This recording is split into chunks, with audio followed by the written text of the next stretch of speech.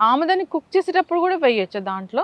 వంటలో కూడా వాడొచ్చు. హ్మ్. అయితే మనం మామూలుగా నూనెలు వాడినట్టుగా అలా తాలింపులేసి అలా వేయకూడదు ఆముదాన్ని.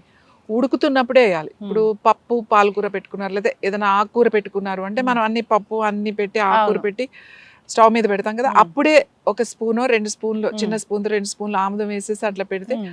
ఉడకడం బాగా ఉడుకుతుంది. మంచి రుచి వస్తుంది. హ్మ్. మీకు పప్పుని బాగా బ్రేక్ చేస్తది. హ్మ్. ప్రోటీన్ అండ్ కాల్షియం కూడా వస్తది మీకు. హ్మ్. బాడీకి కాల్షియం కూడా కావాల్సినంత వస్తది. ఎందుకంటే ఆముదంలో ఉన్న కాల్షియం బాడీ బాగా అబ్జర్వ్ హ్మ్. చేస్తది.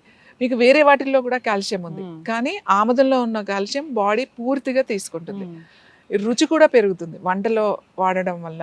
ఇంకా ఆకుకూరలు ఉన్నప్పుడు ముఖ్యంగా తోటకూర వండినప్పుడు, తోటకూరకి కాంబినేషన్ ఏంటంటే నెయ్యి, ఆముదమే వండాలి. హ్మ్.